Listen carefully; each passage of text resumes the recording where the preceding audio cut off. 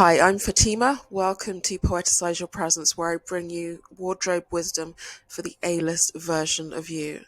But let's be honest, how are we supposed to feel like the A-list version of anything if we're battling chronic illness or autoimmune flare-ups or mental health conditions or emotional problems or hormonal changes, major life changes that we didn't actually ask for?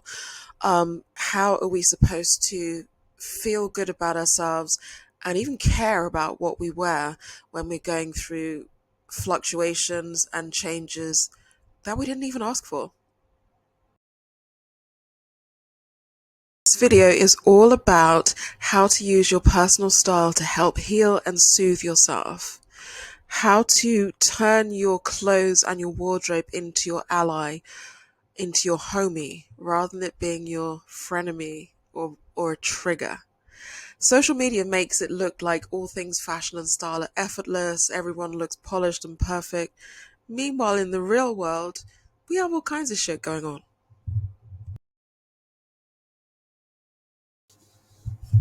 So, for the most part, we all have to wear clothes of some description every day. I guess the exception might be, I don't know, if you work on a nudist beach or something like that, but most of us have to wear clothes. So, surely we should own the clothes rather than them owning us and becoming our prison.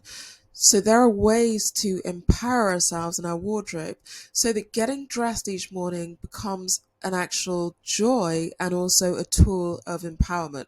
So in this video today, I'm going to give you 7 gentle tools to help you transform getting dressed during the difficult, challenging times from horrible, stressful event into something that actually supports you, brings you joy, and rejuvenates you. So, a little context here. I myself have, unfortunately, 2 chronic illnesses. I have a condition that is called MCAS, which stands for mast cell activation syndrome. Those of you that have this will know exactly what I'm talking about. Those of you who don't will probably be like, what the hell is that? Um, I'm not a medical professional, but in a nutshell, MCAS is, or my experience of MCAS is where your body reacts to completely benign things as if they're a horrible poison. So, for example, I might drink a cup of coffee or eat something with tomatoes in it, and the next thing I know, I have like 3 days where I'm basically out of action because I'm just, I might get covered in hives or just like horrendous itching and anxiety and just feeling utterly unwell, just because I consumed something that most people who don't have this condition can just eat without even thinking about it. So the way this affects me is sort of, obviously, we all socialize. So, a lot of socializing evolves around going out for dinner, going out for drinks. So with me, I'm always reading the labels. Like I thought that was normal until I sort of realized that it's not. But I have to sort of religiously read labels, and something that someone else might tolerate just fine will make me just sort of lose 3 days of my life. Basically, it feels horrendous. And when I have an MCAS flare up, for example, I wouldn't be able to move my arms or legs in the normal way. So I wouldn't be able to do something like that. My arm just wouldn't work. It'd be excruciatingly painful. So until I sort of got a handle on this condition, which is perhaps for another video, I had years at a time where I couldn't even move my arm. So putting on clothes was actually almost physically impossible. Like imagine trying to get your arm into a coat or a jacket when you can't even do that. So that's like a condition I have, just to sort of give you an example of how it can be. And then I also have celiac disease, which I'm sure most of you are familiar with, which is where if you consume gluten, you have all sorts of problems. Now, people who don't perhaps have celiac disease think of that as okay, so you just don't eat wheat, you don't eat bread, pasta, and other things that contain wheat and gluten. And people also associate celiac disease with having sort of like, maybe a bit of an upset stomach if you were to eat some bread. But some of us who have it have like a sort of very severe version of it. So with me, I haven't eaten bread or anything that actually contains wheat probably for at least 20 years. But I have what is called cross reactivity, not the same as cross contamination. So basically, my body, especially when I'm stressed and overworked, will it's sort of like my immune system is in overdrive. So I could eat something like maybe some rice, just plain rice, nothing on it that I've cooked myself. I could have what else? Potatoes is another thing. And my body, because the autoimmune system has just gone berserk and is deranged now, it will think I've consumed gluten. So I could literally grow a potato myself, pick it out of the ground, cook it. So it's literally just a potato. It's not wheat. It hasn't been anywhere near wheat. My body will be like, the proteins in this are close enough to wheat that I'm going to go berserk, and I'm going to like give you a week or whatever it is of absolute hell. You're going to wish you didn't even exist. So anyway, that's like a sort of short context of sort of, my own issues with chronic health conditions. And imagine like you're going through all of that, and I'm actually going through it now. I've just had a bit of an autoimmune flare. So you're going through all of that. Are you really going to think, hey, I'm going to put on a really amazing outfit today and do my makeup nicely? No, you're not. So I was I was actually going to record this video yesterday when I was sort of like day one of a horrible autoimmune flare. And I actually, got out my webcam and all that stuff, and I started recording it, and I looked at myself on the screen. I thought, damn, girl, I actually looked as bad as I felt, which is not unreasonable, really, is it? But I looked so bad that I thought I actually can't continue filming. I mean, not to mention that I actually felt bad as well. So I thought, okay, fine, let's just record this tomorrow. Woke up today and thought, okay, let's record this video and stuff. And I got on the camera and I still looked as bad as I looked yesterday. So this is like, I'm sharing this with you because it's kind of like it's a lesson in giving yourself grace. Like, you know how like the way we often see ourselves is through a much harsher lens than other people see us. So some people might be seeing this and thinking, oh, but she looks fine. Like, I actually do not really look fine. I look awful, but I still did this video because, like life and talking about personal style is not all about looking perfect and polished. It's about like real stuff. We're real humans living real lives. Many of us having real health conditions of some form or another. So so I went ahead and did this video because like I had something to say, and I just want to do it. And apologies if I do look as bad as I think I do, but that's not the point of the video. Anyway, so without further ado, I am going to give you 7 gentle tips to use personal style and clothes to heal, empower, and soothe yourself. 1. Begin with the body and nervous system that you actually have today. Not the body or nervous system you perhaps had a decade ago. Not the ones that you wish you had, or the ones you can only summon on a very good day when you're not experiencing issues that may come and go, such as autoimmune flares or an increase in sensory sensitivity. Instead, start where you actually are and love and accept who and where you are today in this precise moment. Begin with the nervous system that greeted you when you woke up. Maybe it was raw, maybe you were hypervigilant, maybe you were feeling easily overwhelmed. That is actually okay. You don't owe it to the world to be perfect or flawless. For some, accepting where they're actually at might mean that they're accepting that they feel horrible.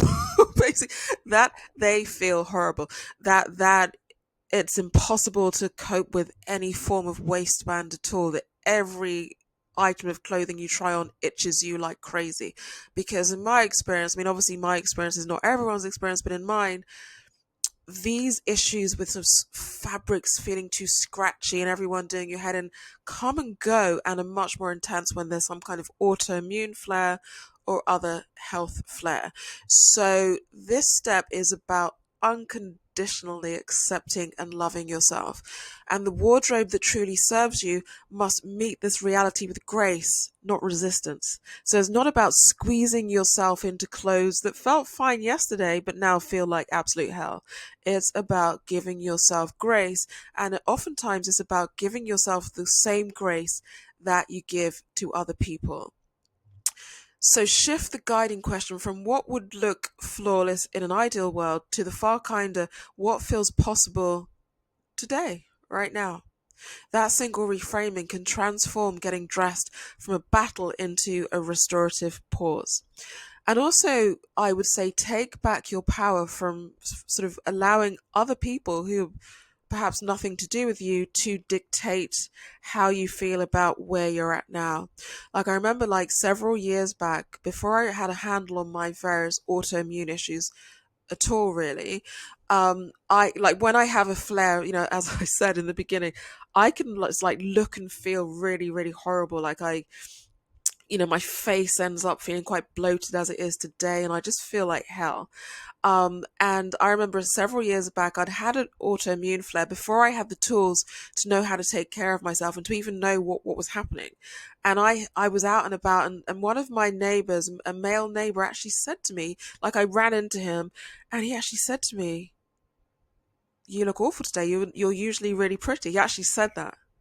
And I felt so awful. I felt like I had somehow, like I felt almost like a sense of shame. I mean, I did look like crap that day, but if someone, some random would come up to me today and dare to say, "You look awful today, you normally look really pretty," my response would be so different. Like, I mean, not just we do not owe anyone, particularly some random person, we do not owe them looking pretty or look, or looking a way that they find acceptable. We absolutely don't. So if someone tried that with me today, I wouldn't apologize or say, "Oh yeah, sorry, I'm having a bad day." I wouldn't explain that I have autoimmune issues. I would just be thinking to myself, does he look pretty himself? Like, is he paying for me to look pretty? I mean, what the hell is his angle? I don't owe him or the world anything other than showing up as a good person who treats people fairly. That's all we owe anyone. We don't owe anyone like pretending to feel healthy when we don't, pretending to feel well when we don't. We don't owe anyone looking pretty, period, but that may be for another video.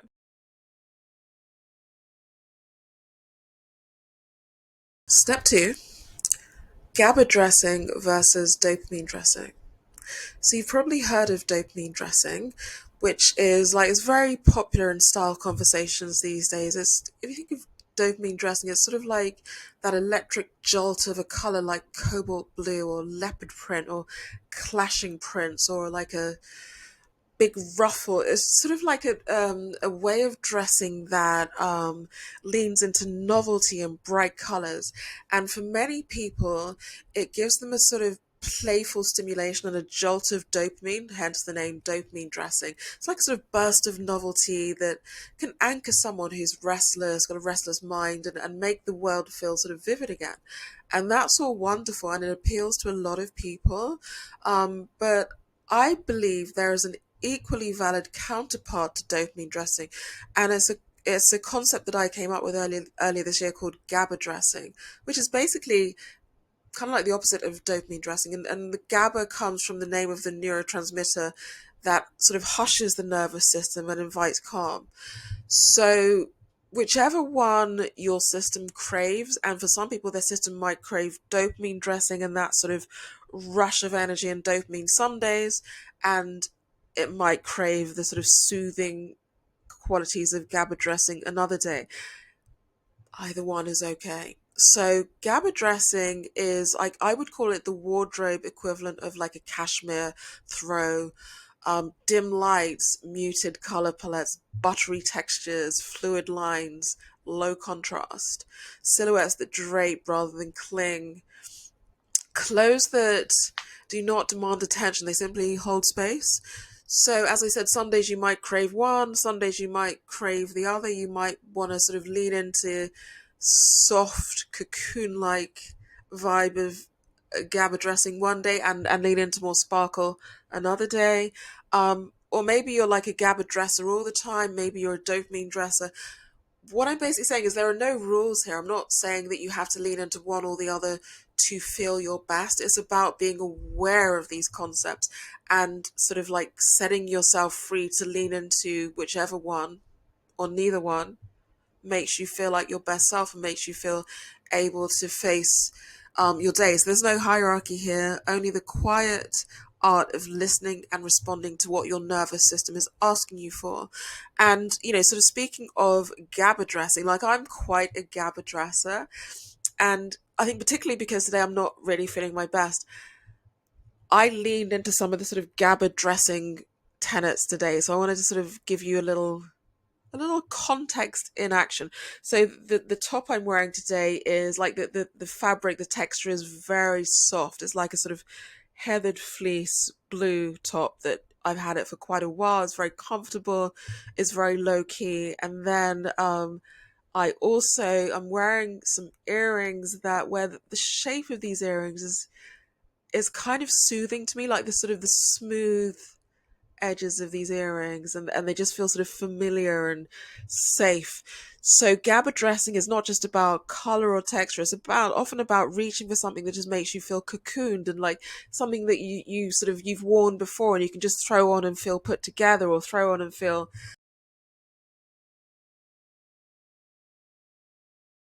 Step 3 is grant yourself full permission to opt out. So what do I mean by this? I mean, grant yourself permission to opt out of any outfit, any fabric, any trend, whatever that makes you feel like crap or aggravates any issues that you have, any health issues or sensory issues that you have. Give yourself permission to say hell no. Now, obviously, I totally respect that there are some circumstances where you can't necessarily do that completely. Like, for example, if you have to wear a uniform for work, or there are sort of certain things you have to wear for faith reasons, or you're attending, like, sort of special event like a wedding or something of that nature. But when you do have the agency to sort of say hell no, then say hell no. So it could be that, like, if wearing jeans makes you feel like incarcerated, okay, or if like a particular type of waistband just makes you feel like you just want to rip the damn thing off, do not wear it. I have this like amazing dress that I think like I bought. When did I buy this thing? I think I bought this thing probably around like 2010. Um, so I was still wearing it up until about 2021, and it's like the dress, the colors perfect, the fit was perfect, it was gorgeous. And then around 2021, 2022, I put this thing on, and I suddenly thought, like, it itched. Like, I think it was like pure wool, and it was a certain kind of wool. Like, it wasn't lined. Because I do find with like double face wool or lined wool, but this thing was just like pure wool. It was so itchy. So I put this thing on, and I remember, because I was on my way to an event, and I remember I like put this thing on. And I thought, I love this dress, and then I thought, and I love myself more than I love this dress. I'm not doing this to myself, right? So I sold this dress on, I think I sold it on Vinted, and I made pretty good money for it. And what I liked was the person who bought it loved it. She wasn't having any itching issues at all. So it found a great home, and I also learned to love myself enough to give myself permission to opt out. And also, like, another little sort of story time here. When I was a child, so when I was growing up, I spent a lot of time, sort of staying with and being around this lady who I called grandma, but she wasn't actually related to me by blood at all. Like, she was actually even older than my two actual grandmas. And this is like a long story. Again, it's something that I'll talk about in another video.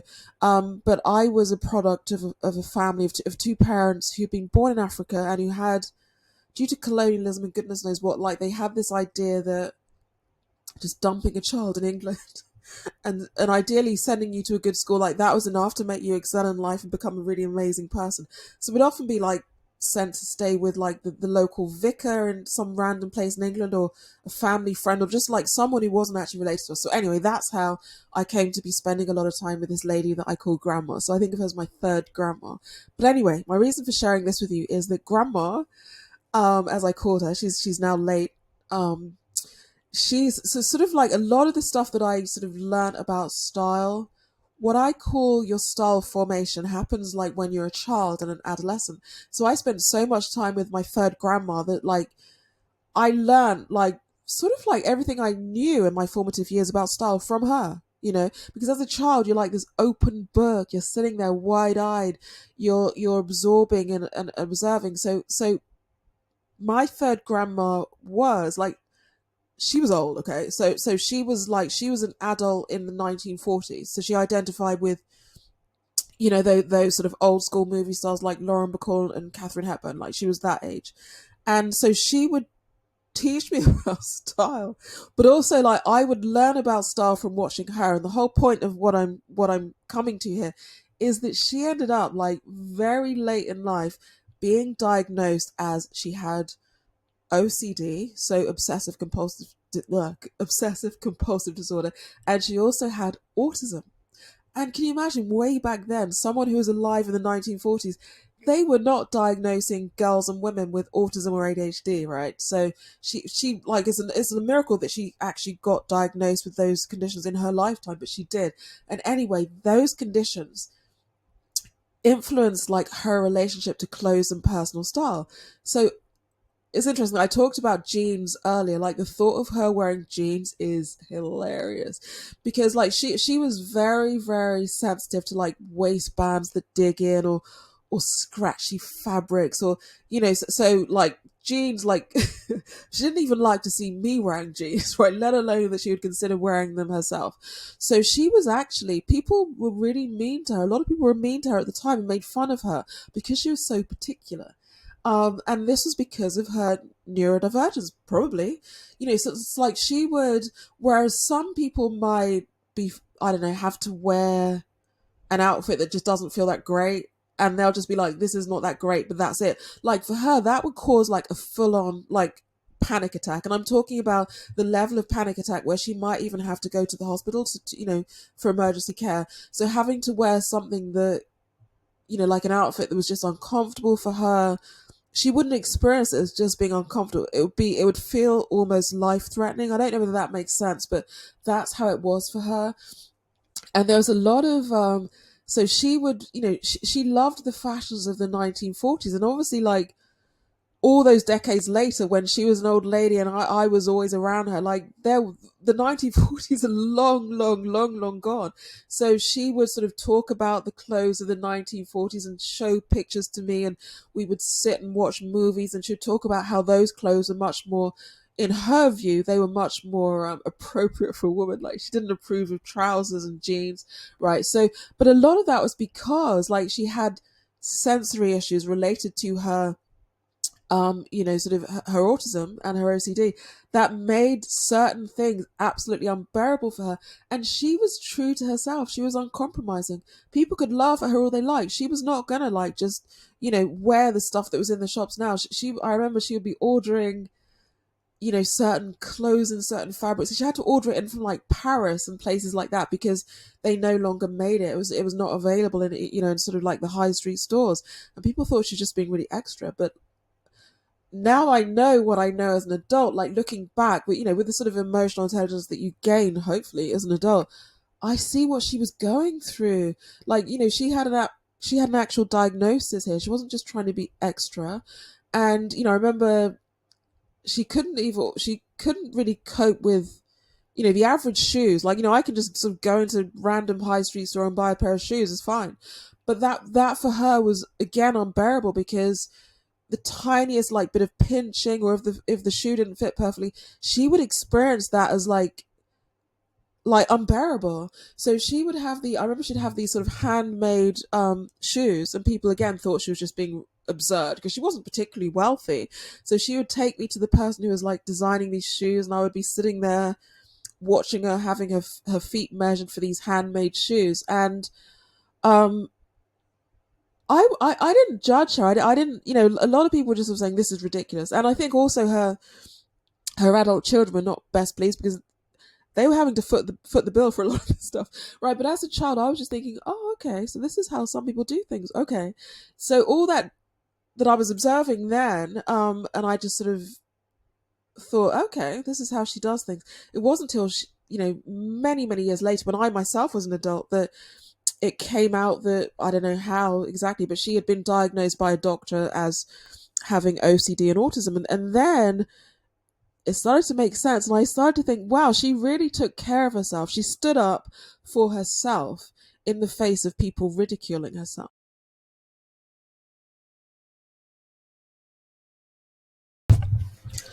Step 4 is related to step 3, and it is treat comfort as sacred design intelligence, not defeat. Somewhere along the way, many of us have absorbed the myth that true elegance requires a touch of suffering or pain, like heels that pinch, waistbands that dig into you, fabrics that you sort of remain conscious of all day. When you're already navigating whatever issues you may have, human issues, chronic illnesses, hormonal fluctuations, major life changes that perhaps you didn't even want, like divorce, bereavement, or even positive changes like becoming a parent or a landmark birthday. Like when you've got like the stuff of life going on, you don't really need to add to the mix unnecessary suffering for something like fashion, right? So I say comfort is not the enemy of beauty, it is the new luxury. And that includes not just we're not just talking about clothes here, we're talking about accessories, we're talking about beauty, we're talking about hairstyling. You know, as many women of African descent will probably know, many of us as children were sort of how do I describe this? I mean, one particular phrase that lingers for me, like from when I was a child, was I don't even know who said this. Was it my mom? My mom's mom? I'm not sure. Beauty causes pain. Like that was not said as a negative. That was meant to be. That was actually said to me when I was hauled into, I don't know, hair salon to have God knows what done to my hair, to have it chemically straightened or whatever. But that whole beauty causes pain, I have to call bullshit on that. Beauty doesn't need to cause pain. It's not worth it. So I believe comfort is not the enemy of beauty, as I just said. And particularly if you're going through a life season where you feel a little bit more fragile or a little bit more vulnerable, or you're going through a lot of upheaval or changes, I'm I don't really think you should force yourself to lean into something that's going to actually make you feel worse. I'm not saying don't go to the hair salon or don't go and get this or that done. If it makes you feel empowered, do it. But if it doesn't, if it diminishes you and sort of eats into your energy and your self-esteem, do not do it. Okay? So these would be my recommendations. Curate with reverence. So opt for waistbands that forgive rather than punish, fabrics that caress rather than cling. Like even as I'm saying this, I can almost feel like the sigh of relief is like, oh yeah. Anyway, another one: breathable weaves for temperature surges and inflammation. Right? Don't force yourself into horrible scratchy stuff that makes you feel overheated or whatever. Um, if tags are like itching you or just like absolutely annoying you, get rid of the damn tag, right, from the clothing. You can just cut it out. So it's just like really be kind to yourself and lean into comfort as your birthright. Okay. This is not about resigning yourself to sweatpants unless you want to wear sweatpants every day. Nothing wrong with that. This is like the refined art of choosing garments that conspire with your body instead of plotting against it.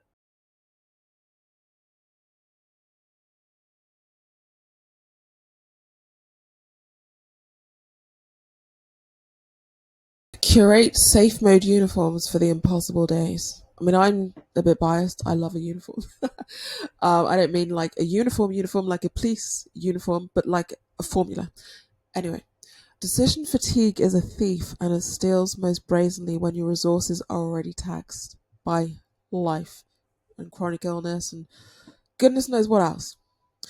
One of the most tender gifts you can offer yourself is a little collection of pre vetted safe mode outfits, combinations that you've road tested on easier days.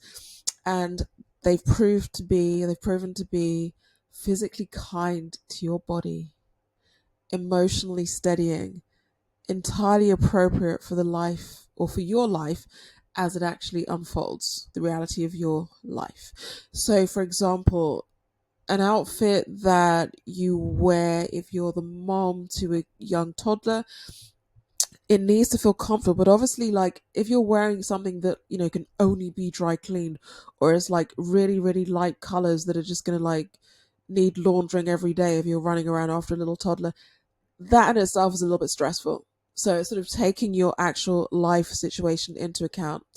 So these safe mode uniforms are your emergency lullabies in fabric form. It's like the wide leg bamboo trousers, for example, that never itch you, that never cause you any problems, that have a waistband that just sits in a way that just doesn't annoy you or create friction. Or the whisper soft cotton knit dress that feels like being hugged.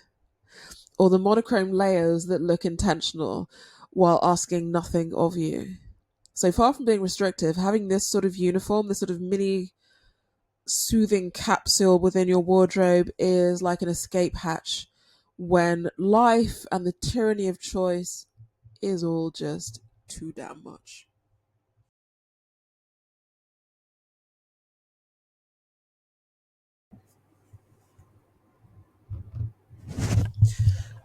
Step 6. Allow your style to ripen and shift with your life. You were never meant to dress like a frozen photograph of your previous self. Bodies and psyches evolve, sensitivities evolve. What once energized may now exhaust. Issues like illness, injury, life changes, even just the slow wisdom of aging, medication, postpartum changes, perimenopause, menopause, whatever. I'm sure there are many, many things I've left out. All of these changes can redraw the borders of what feels like home on your skin. So clinging to yesterday's rules turns the wardrobe into more of a prison or a museum than a place of joy, right? It can turn it into a sort of museum of mild grief. Picture Miss Havisham in the Dickens novel Great Expectations. So picture Miss Havisham's frozen in this sort of this moment from decades ago, her with her wedding cake and just sort of like a life unrealized. Don't be like Miss Havisham. So allow your style to ripen and shift with your life without judgment. So instead, greet each new chapter. Post diagnosis, mid hormonal shift, freshly single, freshly married, whatever, turning 30, turning 40, turning 50, turning 60, turning 70, turning 100, whatever it is, embrace it as a courteous invitation to revise the script. Revise the script again and again. Ask yourself, do I need, for example, do I need more structure or more surrender? Which lines are still absolutely me and which are out of tune with me these days? Evolution is not letting yourself go. It is the elegant discipline of staying in intimate dialogue with the person you are becoming and becoming and becoming and becoming. Because as long as we're alive, we ideally continue evolving.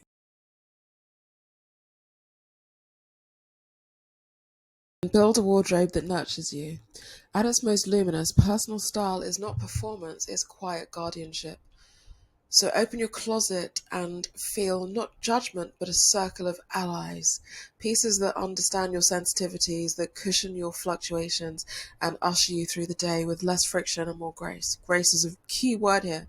You have every right to give yourself grace and to demand that your wardrobe give you grace. That's the A-list experience that you deserve. Radiant, regulated, and entirely at ease in your own skin to the best of your ability. If you're thinking, great, but where do I even start? I've got you. Everything I teach in my course, Style for the Sensitive Soul, is built around the principles that I've just discussed here. So, Style for the Sensitive Soul is unapologetically kind to sensitive bodies and brains. It's trauma informed, it's neurodivergent friendly, and you can find the links in the description below if you'd like to dive deeper. And now, a little bonus before we go is step 8. Learn to love your mistakes. Mistakes are the tuition fee for an iconic personal style. They're non-negotiable and worth every penny. With so many systems and rules and color palettes out there, it's easy to turn personal style almost into a puzzle that you're terrified of not solving, or an exam that you're terrified of failing. But that's the thing. Personal style shouldn't involve terror or fear of failing or shame. Personal style should be fun and explorative, and it should be part of the journey to self actualization. So, I mean, if you were to wear a color that is basically looks awful on you, does the world end? Nope. If you happen to put together an outfit that you enjoyed at the time, but it didn't honor your whatever your percentage is of, if you're 25% this or you're 10% that, and you put together an outfit that ignored all that, will the fashion police kick down your door? No. Many of the humans with the most mesmerizing style have often made the most glorious mistakes and just kept going.